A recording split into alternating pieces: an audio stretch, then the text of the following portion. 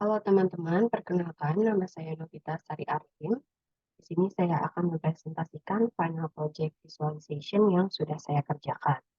Untuk tugas final project ini, kita diminta untuk melakukan exploratory data analysis, dan di sini saya mengambil topik mengenai kekerasan seksual di sekolah menengah atas di Los Angeles. Untuk latar belakangnya, jadi di sini menurut survei Youth Risk Behavior Survey atau YRBS yang dirilis oleh CDC, ada 11% siswa sekolah menengah atas di Amerika Serikat melaporkan bahwa mereka mengalami kekerasan seksual dalam setahun terakhir. Kekerasan seksual bisa memiliki dampak yang merugikan untuk korban, baik secara fisik, psikologis, dan juga sosial. Dampaknya termasuk peningkatan risiko infeksi HIV dan penyakit menular seksual, kehamilan yang tidak diinginkan, dan trauma psikologis. Dalam proyek ini saya berfokus untuk melakukan eksploratory dari data kejahatan di Los Angeles antara tahun 2020 hingga 2023 yang terkait dengan kekerasan seksual yang terjadi pada siswa di sekolah menengah atas.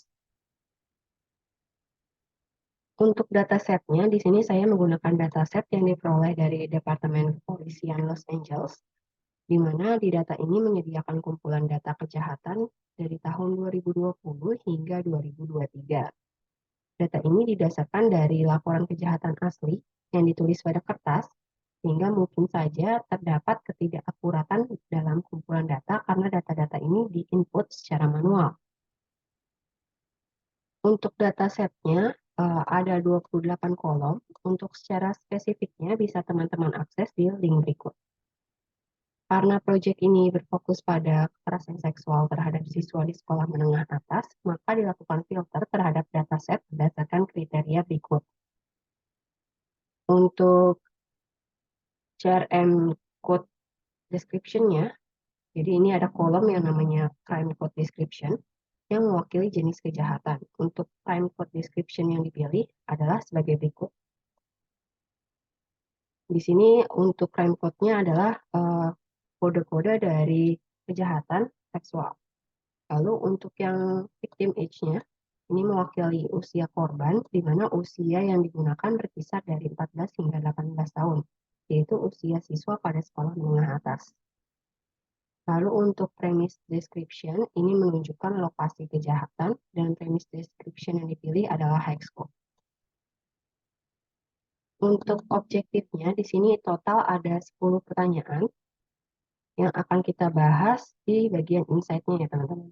Jadi untuk objektif yang pertama, yaitu bagaimana jumlah kejahatan seksual dari tahun ke tahun pada siswa di sekolah menengah atas di Los Angeles.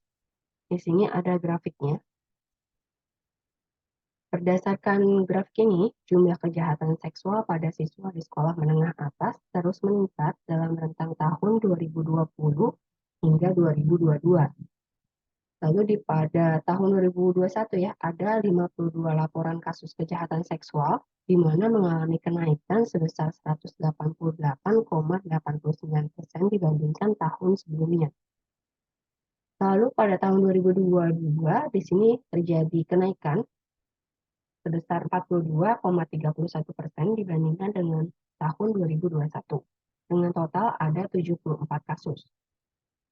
Lalu di tahun 2023 sudah ada 21 kasus kekerasan seksual pada siswa di sekolah menengah atas di Los Angeles.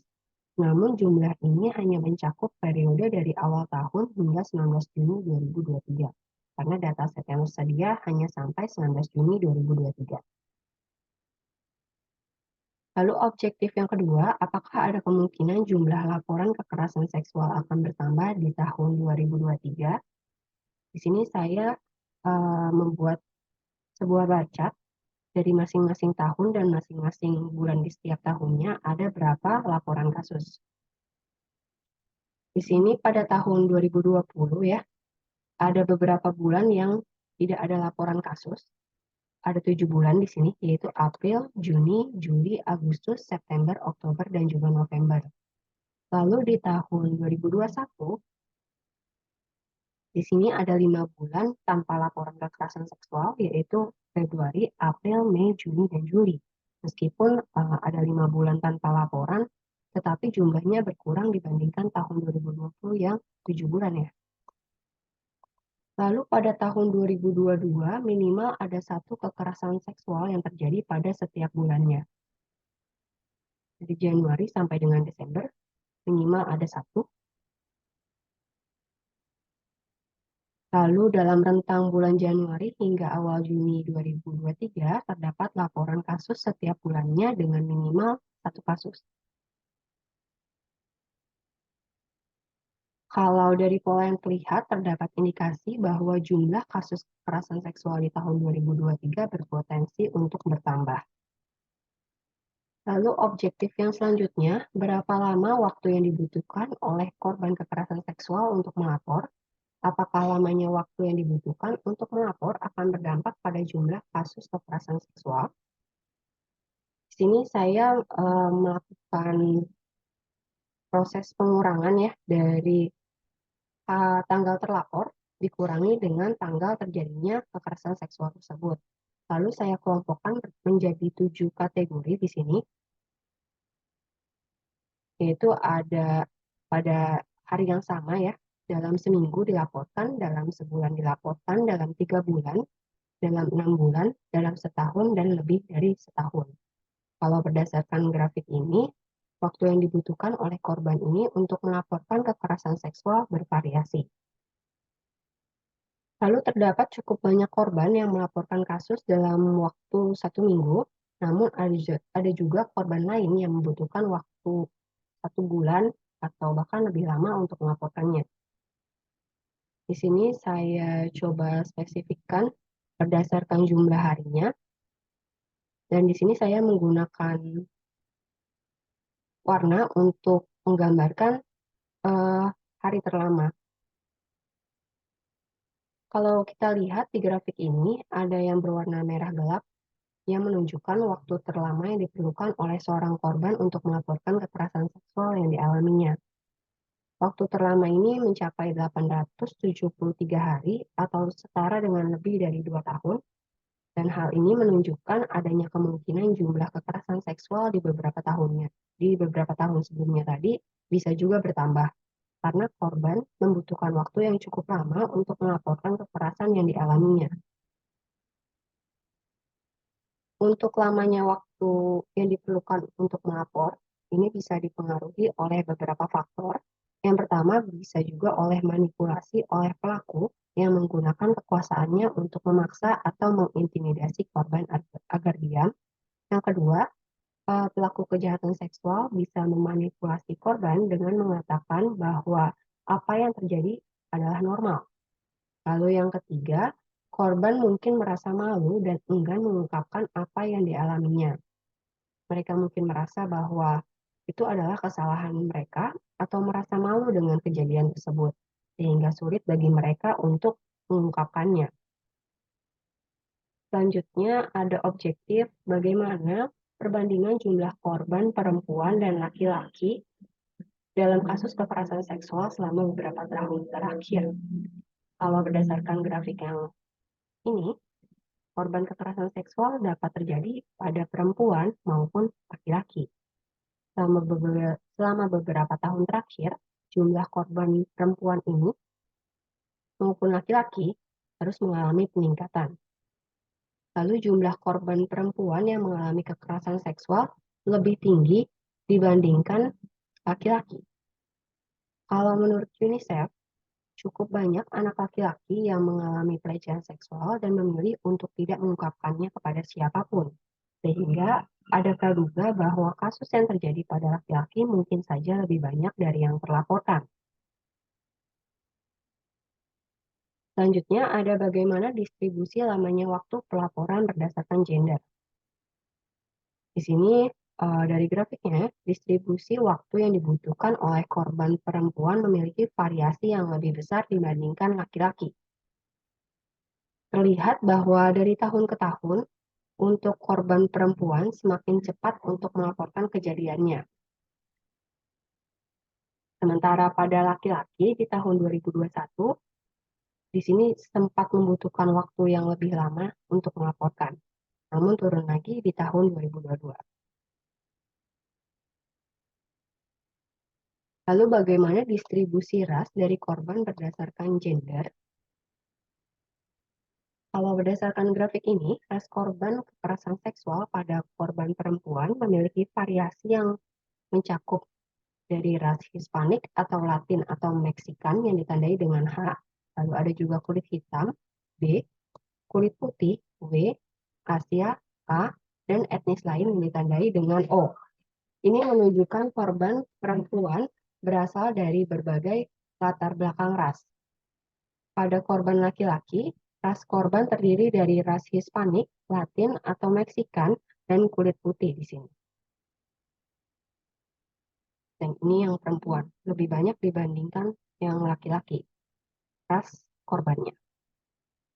Lalu jumlah korban perempuan maupun laki-laki dari ras Hispanik atau Latin atau Meksikan lebih banyak dibandingkan dengan ras lainnya pada tahun 2023.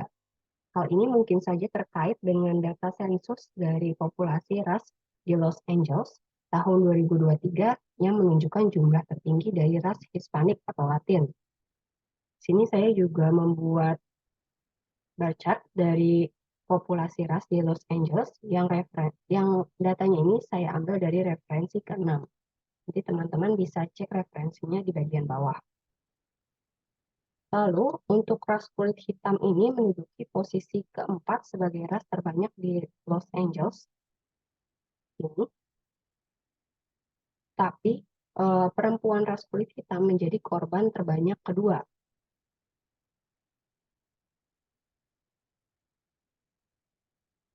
Ini menunjukkan adanya kejadian kekerasan seksual yang signifikan di antara populasi ras kulit hitam di Los Angeles pada tahun 2023.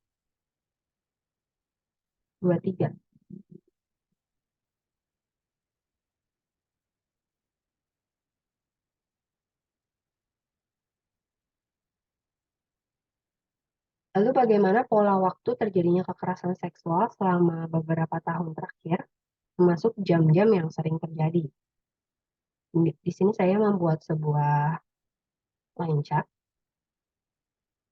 Kekerasan seksual ini sering terjadi pada pukul 12 siang setiap tahunnya.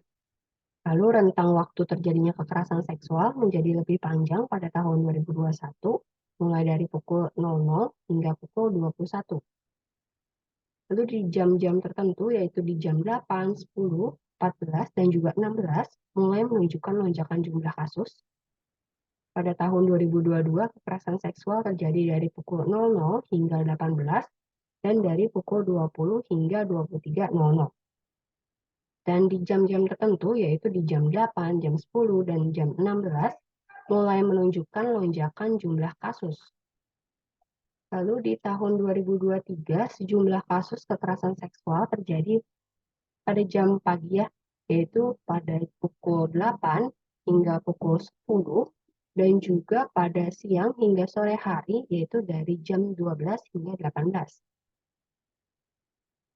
Senjata apa saja yang digunakan oleh pelaku kekerasan seksual terhadap korbannya? Mayoritas pelaku kekerasan seksual menggunakan tubuh mereka sendiri untuk mengancam korban, seperti dengan tangan, tinju, kaki, atau menggunakan berat tubuh dari pelaku. Lalu untuk ancaman lisan di sini mulai muncul pada tahun 2023. Di sini juga ada senjata yang tidak diketahui di tahun 2021 dan juga 2022. Lalu bagaimana perbandingan tipe kekerasan seksual yang terjadi pada korban laki-laki dan korban perempuan berdasarkan data dalam rentang tahun 2020 hingga 2022? Di sini sebelumnya saya membuat gambaran umumnya dulu, baik laki-laki untuk perempuan, jadi digabungkan semua.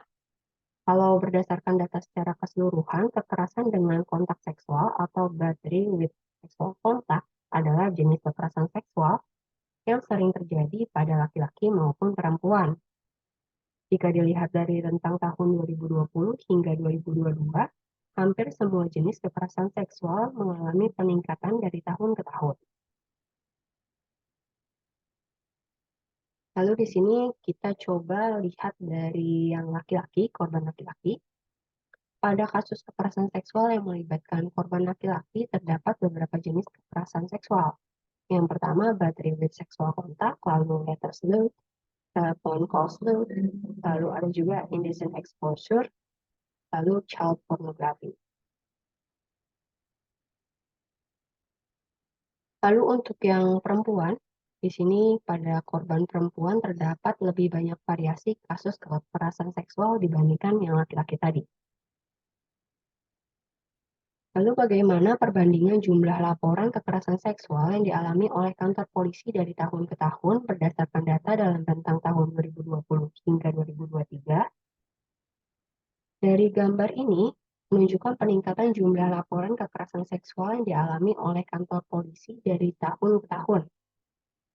Untuk kantor polisi di West Valley di sini, yang awalnya cuma menerima 1 kasus, melonjak menjadi 11 kasus di tahun 2022. Secara spesifik, hanya ada 2 jenis kekerasan seksual yang dilaporkan di West Valley, yaitu penetrasi dengan suatu objek atau sexual penetration with foreign object, dan juga kekerasan dengan kontak seksual, battery with sexual contact di kantor polisi West Valley. Kita lihat di sini, mungkin kurang terlihat jelas ya untuk digambar, nanti teman-teman bisa akses di tabelnya. Lalu ada peningkatan jumlah laporan juga yang terjadi di sebagian besar kantor polisi pada tahun 2022, kecuali di kantor polisi Southeast dan juga Pacific. Lalu pada tahun 2023, kantor polisi Southeast dan juga Pacific mulai menerima laporan kekerasan seksual. Sementara tadi di tahun 2022 tidak menerima laporan ya. Lalu untuk kantor polisi lainnya di tahun 2023 ini, pada 77 Street, Topanga, dan Hollywood ini belum menerima laporan kekerasan seksual. Lalu setiap kantor polisi ini menerima laporan berbagai jenis kekerasan seksual yang berbeda-beda dari tahun ke tahun. Seperti pada gambar 15 ini. Berdasarkan eksplorasi yang sudah dilakukan, jumlah kejahatan seksual yang terjadi pada anak usia 14-18 tahun di sekolah menengah atas di Los Angeles terus meningkat.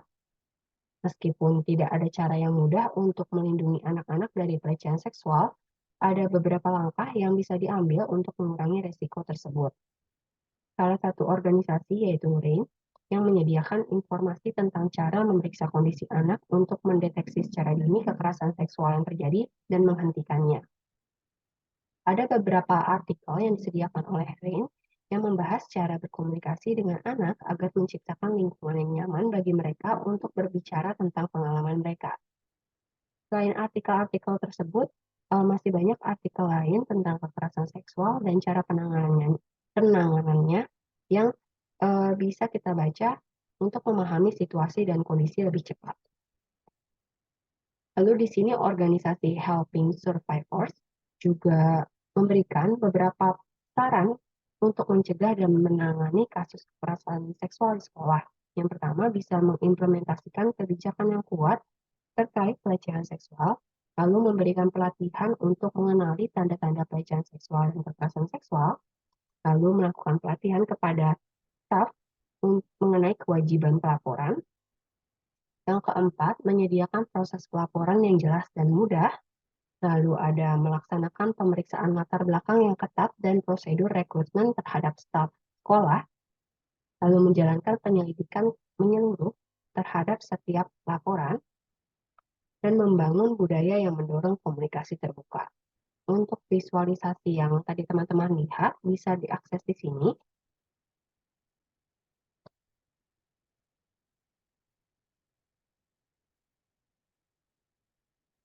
Ini ada beberapa sheet ya teman-teman yang bisa teman-teman gunakan untuk melihat visualisasinya secara interaktif. Misalkan teman-teman ingin melihat grafik yang pertama, namanya sesuai dengan nama sheet-nya. Itu. Tapi di sini saya ingin menunjukkan yang bagian terakhir. Sini teman-teman bisa melakukan filter juga ya. Misalkan teman-teman ingin melihat battery with sexual contact ini dilaporkan di kantor polisi mana saja. teman-teman bisa memilih si battery with sexual kontaknya di bagian sexual violence type-nya. Atau teman-teman juga bisa, misalkan ingin melihat di kantor polisi misalkan di sentral gitu ya, laporan apa saja yang diterima. Begitu. Begitu juga untuk yang lain, ada beberapa yang bisa teman-teman lakukan filter. Seperti ini, lihat yang mail. Oke. Itu dia presentasi final project saya. Sekian presentasi dari saya. Terima kasih.